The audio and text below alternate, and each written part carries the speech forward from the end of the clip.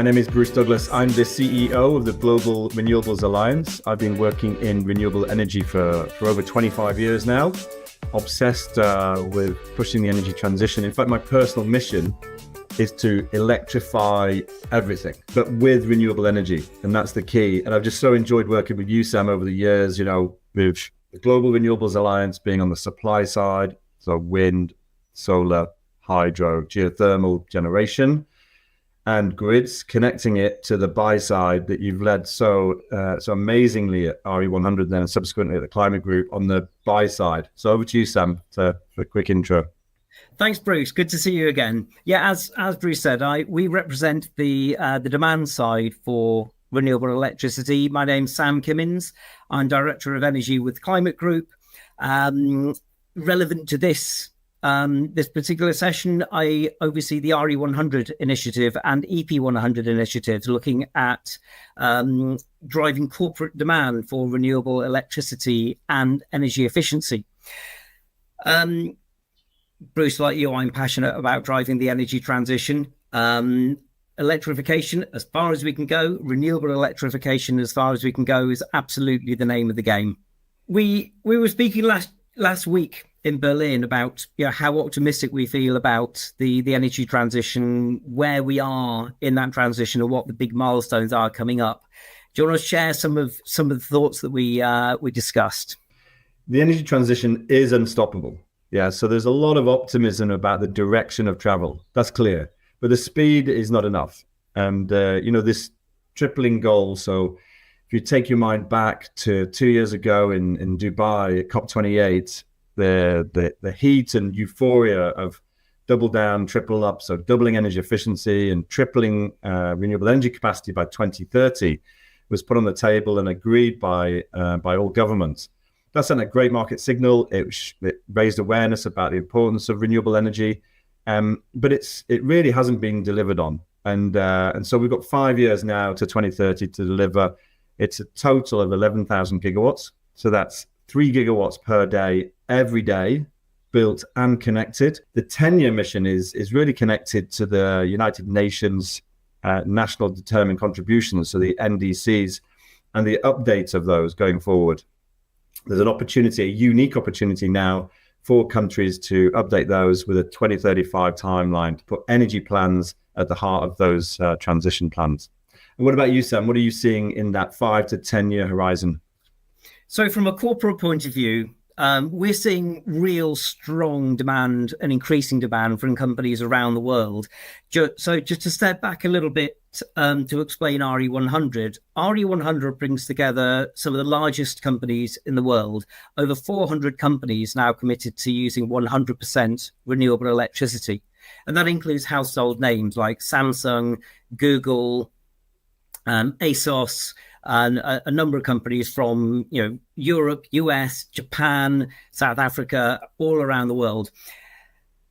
Together, their electricity demand exceeds that of South Korea. So if we were a country, we'd be, I think, the 7th largest country in the world in terms of electricity demand. So that's huge demand from corporates, all committed to using 100% renewables. And in many parts of the world, those companies are making extremely rapid progress. In fact, some of them are approaching or have achieved their 100% goal. But progress isn't evenly spread. And in many countries around the world, it's difficult for those companies to invest in renewables. And this is the important thing. Those companies want to invest. It's a matter of opening up markets and enabling those companies to invest in renewable electricity in an absolute win-win-win for governments, for business, and the environment. Bringing corporate investment, we're not looking for subsidy, we're not looking for government to provide those renewables, simply about providing a market. So there's a route forward, but as you say, Bruce, things are not going fast enough. We could certainly move a lot faster. And we need to even that playing field so that we need to even that out so that some of the laggard countries really can catch up. The transition is estimated to create around 40 million clean energy jobs by 2030. Clean energy currently makes up around half of energy jobs. And the great thing about renewables is that about 70% of those jobs are local. So in installation and management of the system. So this is really attractive. Solar is also incredibly cheap. The IEA a couple of years ago announced that solar is the cheapest electricity in history. So this is great for the economy. It's great for business. And our members in RE100 are telling us that the reason they're doing this, the reason they're committing to 100% renewables is because it makes business sense. So there's a huge advantage here. So it is not so much a matter of saying, look, what are the risks if we don't achieve it? It's what opportunities are countries missing by not accelerating their renewable energy transition? What we focus on is the benefits, that opportunity and growth. And the benefits for those who move forward with the energy transition are significant. As I say, the move towards renewable energy is unstoppable, and it's happening. And for those who've already done it, they're now reaping the benefits. And so that's security in terms of protection against volatile fossil fuel prices, affordable. So renewable energy is now cost competitive in almost all markets around the world.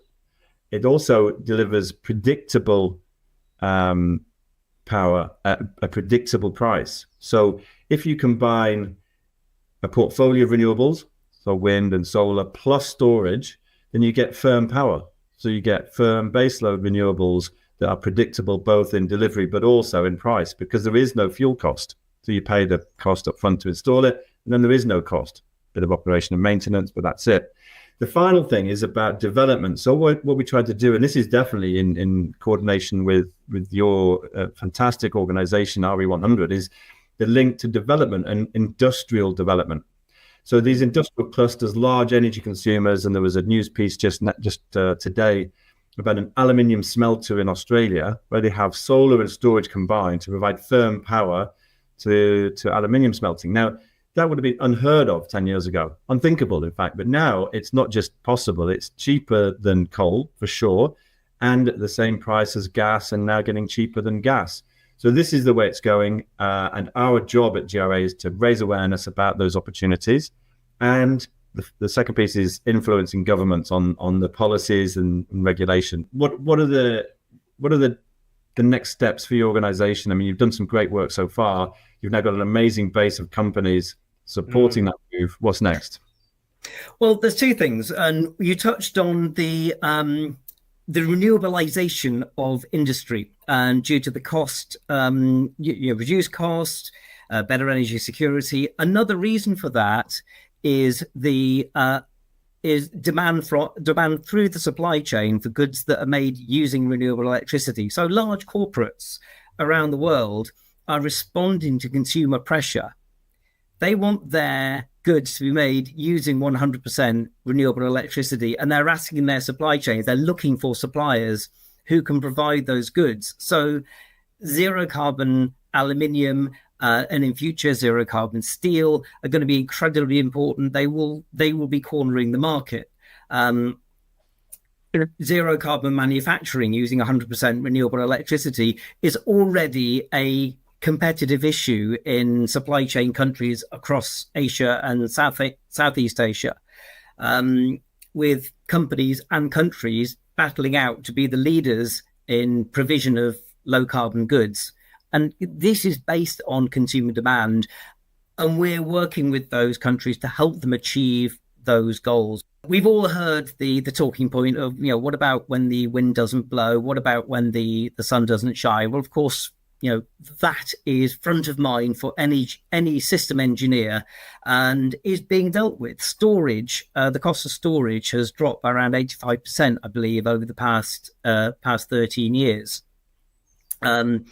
Companies are increasingly investing in blended portfolios of wind, solar, geothermal, hydro, battery storage, and other technologies to ensure that they can get firm supply 24 hours of the day, 7 days a week, 365 days of the year. And so this is the next innovation. It's a really exciting time when we can just simply,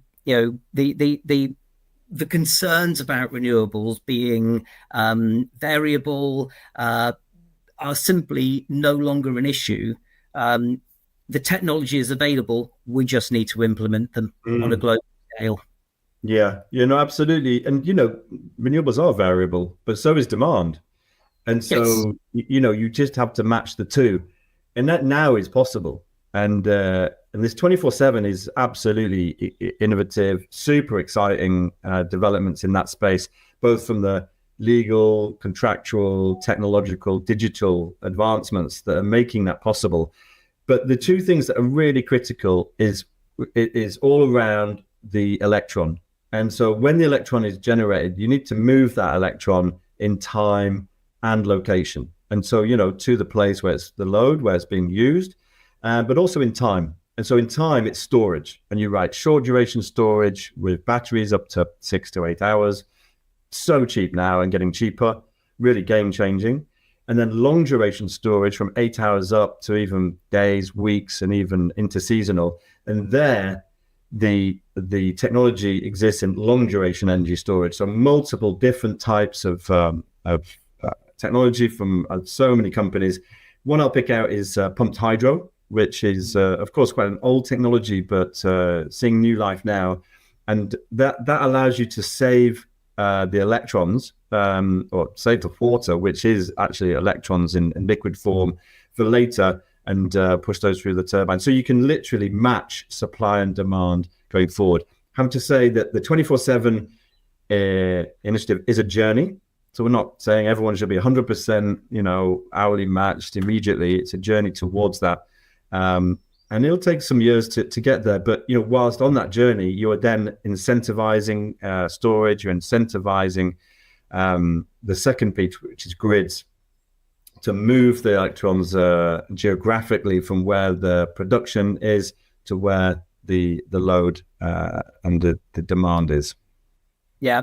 And the great thing about the rise of the 24/7 movement now is that governments and companies and the commercial sector are thinking about it now. And in countries where the grid is currently only around 8%, 9% renewables, such as markets like Taiwan or Japan or Korea, they're already thinking, how can we actually provide a 24/7 carbon-free supply?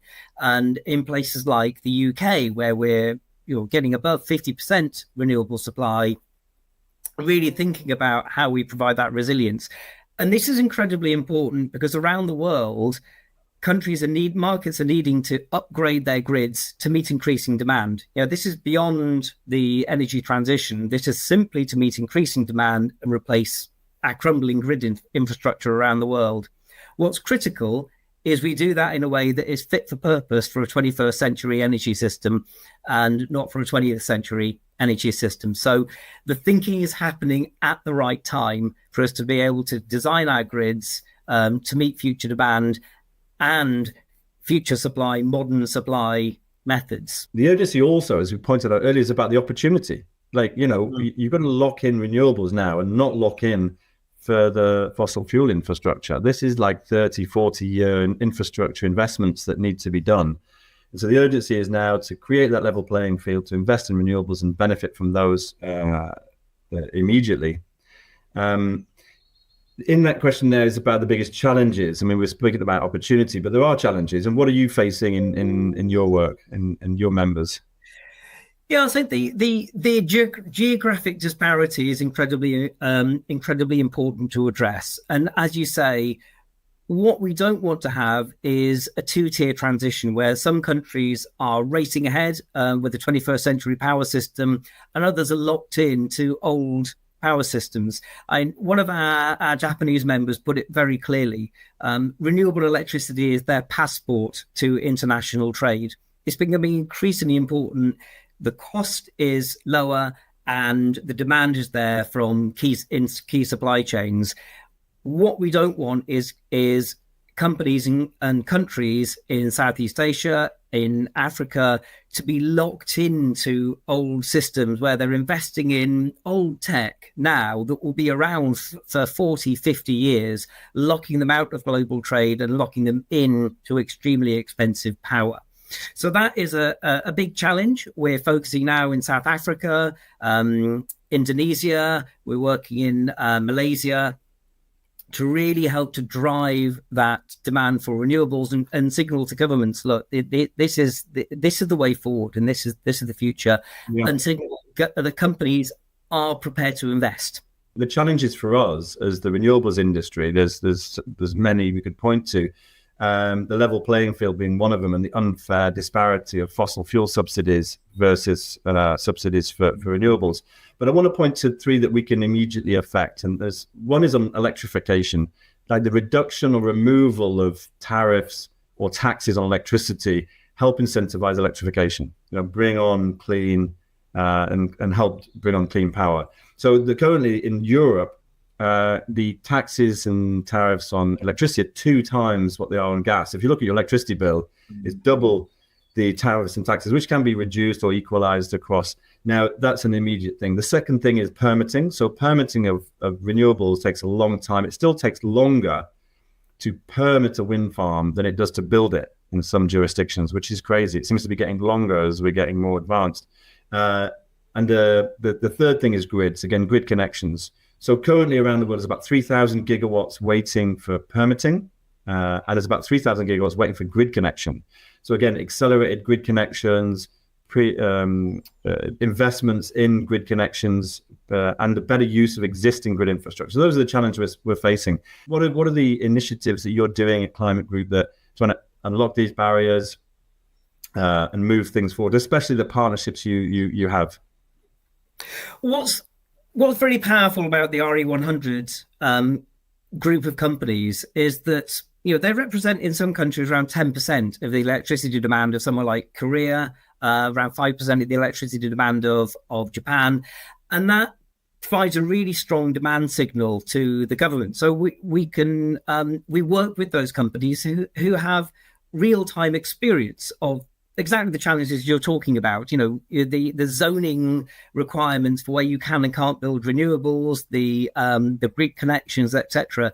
And so we can communicate to those governments, not only you can build more renewables, but also these companies are prepared to invest in them once you remove those barriers. So that's a really strong incentive. It's a real win-win-win. We talked a little bit about from the demand side, the kind of policies that we're advocating for.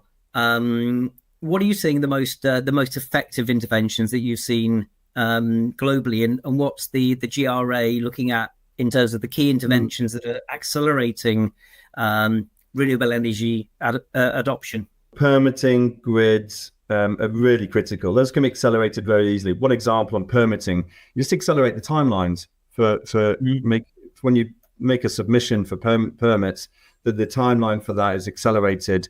And if you don't get an answer, it's a green light. And linked to that is that in the public interest. So the emergency measures from the European Union should be looked at if you're interested in permitting, because that's a great way to accelerate. And as soon as Germany implemented those, there was a record growth in wind development. Grids are the same in terms of the acceleration piece. But the most important is on the financing. So to unlock, I think it's $11 trillion cumulatively by 2030 is needed to build the tripling of renewables. To unlock that, you need to have good risk profiles. So it's the return on investment. Our members traditionally invest something like more than 80% of the investment in clean energy is coming from the private sector. There's about 20% from the public sector, which you need the public sector to help them de-risk and mobilize the capital from the private. And so that has to be done, at scale across multiple geographies at the same time. That's the biggest challenge. The last piece is on the Earth Day and the innovation strategies that you're involved in, and how that links into your activities at Earth Day. I mean, for us, I've touched on a few of those innovative strategies. It's about pulling the levers, policy, taxes, tariffs, enabling frameworks, basically making it clear, simple, and long-term for investors to get involved. I mean, that's what drives renewable development. And on the Earth Day piece, well, maybe you touch on your innovative strategies, then I'll just end on what we're doing through Earth Day. By working with businesses, we can bring their the business incentive, as I say, jobs, efficiency, competition, etc., bring those to bear to drive the energy transition as companies seek cheaper, cleaner, more reliable electricity, avoiding the fluctuations and geopolitical risks of fossil fuels. Now, bringing that together on Earth Day, we'll be bringing together over 200 leaders for the US Leaders Forum in Washington, D.C. as part of US Climate Action Summit. And this is the fifth year that we've hosted the event. And it's a critical moment to bring together leaders from business, government, and the non-profit space to focus on the path ahead in the US. Very good. And for us, I mean, one of the most innovative things for us is combining the development of renewables with nature positivity. I mean, let's not get into, developing new technology and energy generation that, mirrors what we were doing in the past. We need new innovative thinking. So, from mining through to consumption and everything in between, transmission in between, we need to look at how we can support nature and have a sustainable future with renewables. We as GRA are going to be mobilizing our private sector voices on the 22nd of April on Earth Day, and then literally the day after, walking into the IEA UK Security Summit, so energy security, talking about what we believe is the definition of energy security, which is a electrified, renewable future. And we will, of course, be joining you, the IEA, in a combined voice. And I think that's one of the critical things is one of the big messages I would put out for Earth Day. Working together is critical to achieve the transition. And it's been an absolute pleasure to be working with you, Bruce, and look forward to working with you in future. Great way to finish on that collaboration note, Sam. Always a pleasure. Good to see you. Cheers, Bruce.